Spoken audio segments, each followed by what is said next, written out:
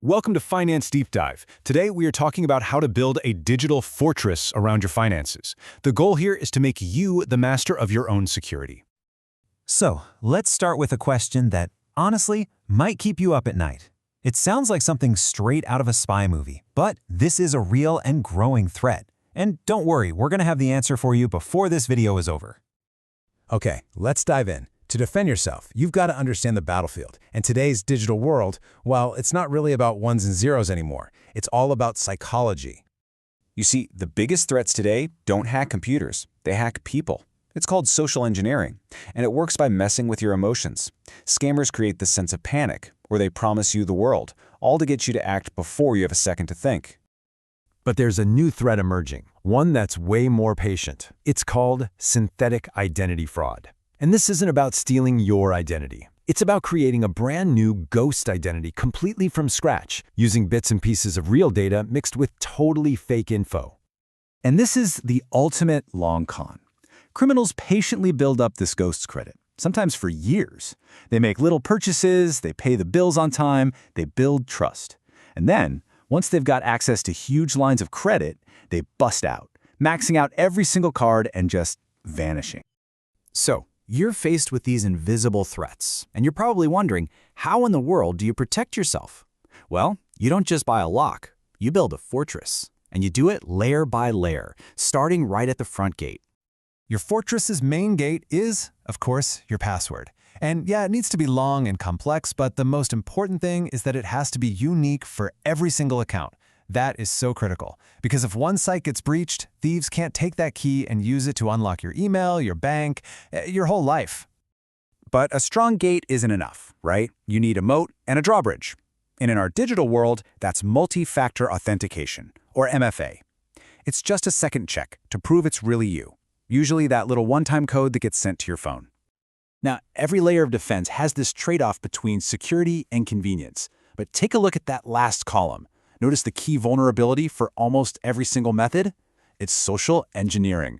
Even the strongest locks in the world are useless if someone tricks you into just handing over the key. And remember this, because it is so important. The best technical defenses have one major weakness: you.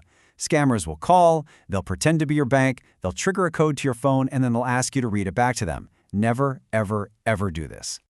Hey, quick pause here. If you are liking the content and finding this video helpful, don't forget to subscribe. It really does motivate us to keep posting. Okay, so beyond your fortress walls, there are these unseen guardians protecting your money every time you make a transaction.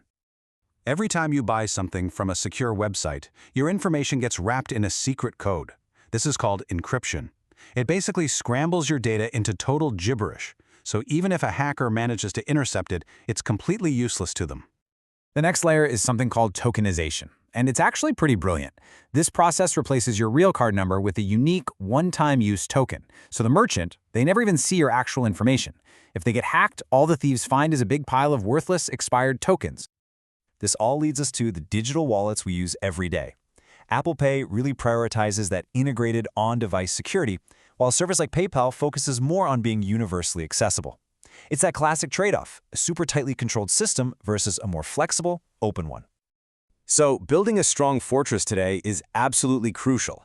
But the architects of financial crime, they're already designing new ways to get in. The threats of tomorrow are being built with artificial intelligence. The rise of AI brings this chilling new reality to scams.